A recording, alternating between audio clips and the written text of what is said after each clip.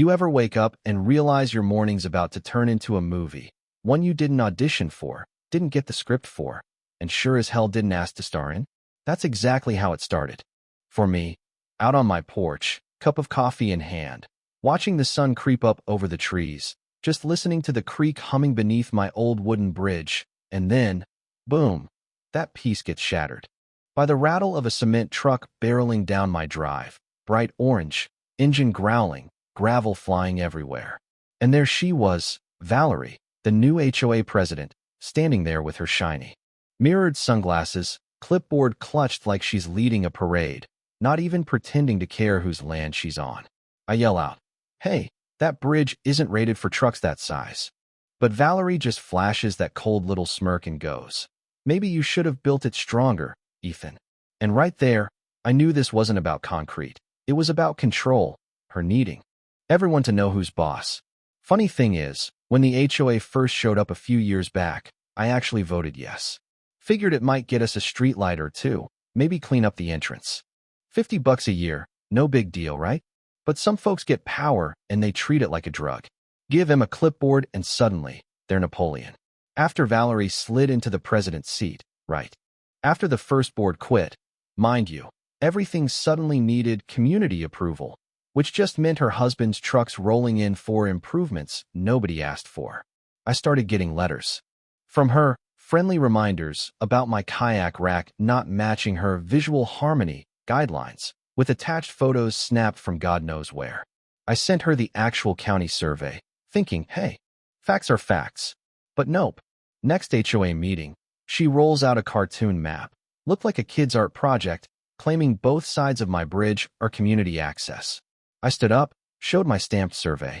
Said, the public easement stops 53 feet from the creek. This bridge? Private. She just smiled, that kind of smile you get from people who already know how they're going to screw you next.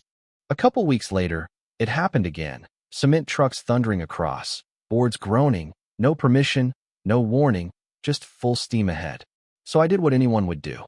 Planted a cedar post. Slapped on a sign, private bridge, 5-ton limit, trespassers prosecuted. Locked it up with a chain. By lunch. Chain gone, sign ripped down, replaced with an HOA violation notice zip-tied to my own post. Non-compliance, unauthorized obstruction, fine threats.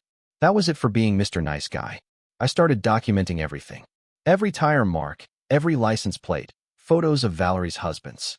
Trucks, paper can argue, but a camera just tells the truth. Pretty soon, neighbors started choosing sides. Some sent me quiet texts. You're right, you know. Others were keyboard warriors, saying if I didn't want people crossing, I shouldn't have built it in the middle. Yeah, right. My land, my taxes, my repairs. You know what I mean? Then my buddy Joel, he's the kind of friend who shows up when you need him, not when it's convenient. Comes by with coffee and this look that says, buddy, you're in for a war. And I'm like, already there. Valerie, meanwhile, starts giving PowerPoint presentations, community connectivity plans full of stock photos, zero real answers. When she tries to butter me up in front of the board, thanking me for my cooperation, I just tell her, spirit isn't binding. Deeds are. You should have seen her face.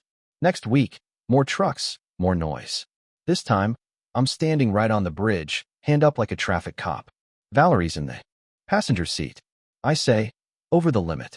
She says, the sign wasn't approved by the board. I say, neither was the bridge. Her driver's trying not to laugh, but they roll anyway. The boards flex. I see a crack split along a plank, barely holding together. That night, I'm out there under the porch light, tracing the crack, thinking, all right, if they want a lesson, they're gonna get it. The next morning, Joel comes over with his toolbox. We fixing or teaching, he grins. Both, I tell him. We pull up the decking, swap out the load-bearing bolts for shear pins. Nothing unsafe. Nothing illegal, just pure physics. It'll hold a pickup, but try a 12-ton truck again. And, well, let's just say gravity's gonna do its job. Trail cams go up, one underneath, one on the approach. By dusk, it all looks the same as ever. 3 days later, that truck comes back. Valerie, arms crossed, barking orders. I'm just watching the live feed on my tablet from the porch, sipping coffee. The truck eases onto the bridge, the shear pins bend, the front wheels dip. just enough to spook the driver. Valerie screams, "Keep going." He does, and half a ton of cement pours out into the creek. Valerie's losing her mind. "You're finished, Ethan. You're going to jail." She calls the sheriff. He rolls up, takes one look, checks the sign, asks for proof of easement. Valerie can't provide a thing. I show the footage. The deputy actually cracks a grin. Video of the disaster goes viral. 500,000 views. People adding dramatic music. Gravity always wins. Valerie doubles down. Mass emails the neighborhood accusing me of risking public safety. Next thing you know, she's out on the bridge with volunteers in neon vests, measuring, pointing, trying to look official. I get a $25,000 fine in the mail for damaging a community asset. Yeah, that happened. Then the county inspector comes by. Valerie's been filing complaints about permits. I hand over the original paperwork, 16 years old, signed and stamped. Inspector nods, says it all checks out. Valerie storms down from her SUV, hair wild, yelling about corruption. Inspector just shrugs, looks solid to me. "Ma'am." Joel and I sit on the bridge that night with a couple of beers, listening to the creek, knowing she's not done yet. A week later, I get served. Ironwood Ridge HOA versus Ethan Harper. They want 200 grand, claim I destroyed shared property and caused emotional distress. My lawyer, Dana, is sharp, tough as nails. She reads the suit, just shakes her head and says, "We'll counter with reality." Meanwhile, the HOA starts to crack, board members quitting. One guy calls me to say Valerie's lost her mind, but she's not backing down. She prints flyers, hires drones, files noise complaints, like she thinks she can wear me down by sheer paperwork. Court day comes. It smells like old carpet and lost causes. Valerie's lawyer claims I deliberately sabotaged the bridge. Dana corrects him. Private bridge, private land, posted limit ignored.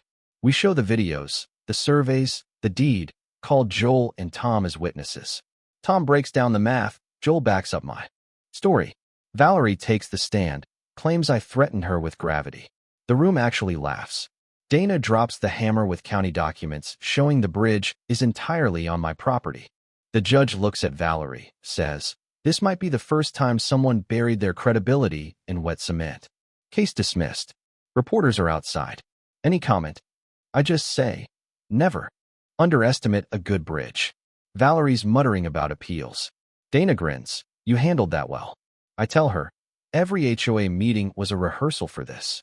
I thought it was finally over. Of course, it wasn't.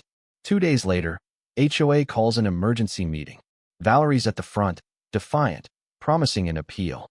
I walk up, plug in a flash drive, show the room a federal waterway permit.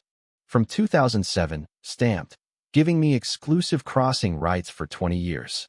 Tom stands up, backs me up, says he verified it. Another neighbor, Hannah, speaks out. Valerie lied about the bridge being community property.